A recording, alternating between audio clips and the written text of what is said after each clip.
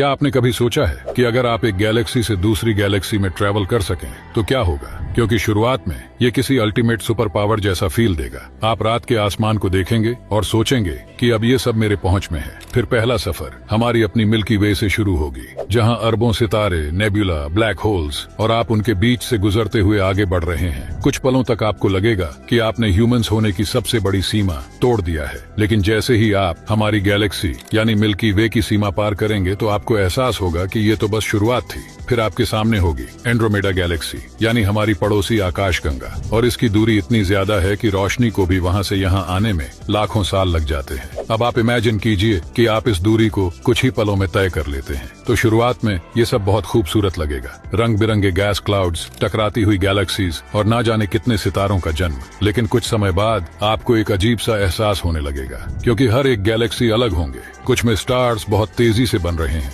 कुछ में सिर्फ अंधेरा ही है, और कुछ में शायद ऐसे प्लैनेट्स भी होंगे जिनमें लाइफ है, लेकिन वो लाइफ इंसानों जैसी बिल्कुल भी नहीं होगी। फिर धीरे धीरे आपको समझ आएगा यूनिवर्स इतना विशाल है कि आपकी मौजूदगी लगभग ना के बराबर है। आप एक गैलेक्सी से दूसरे गैलेक्सी में बड़ी आसानी से घूम सकते हैं, लेकिन कहीं भी आपको पृथ्वी जैसा नहीं महसूस होगा। साथ ही तब तक आप इतने दूर निकल चुके होंगे कि पृथ्वी पर वापस आना लगभग नामुमकिन हो जाएगा। और फिर एक दिन आप किसी ऐसी जगह पहुंचेंगे जहां मौजूद गैलेक्सीज हमारे सोच से भी परे है। फिर आपको धीरे धीरे सब कुछ बहुत अजीब लगने लगेगा, और उस मोमेंट पर आपको एहसास होगा गैलेक्सीज के बीच ट्रैवल करना फ्रीडम नहीं, बल्कि इस बात का सबूत है कि यूनिवर्स में हम कितने छोटे हैं। और अगर आपको ऐसी ही कुछ यूनिक जानने में मजा आता है तो हमसे जुड़े जरूर।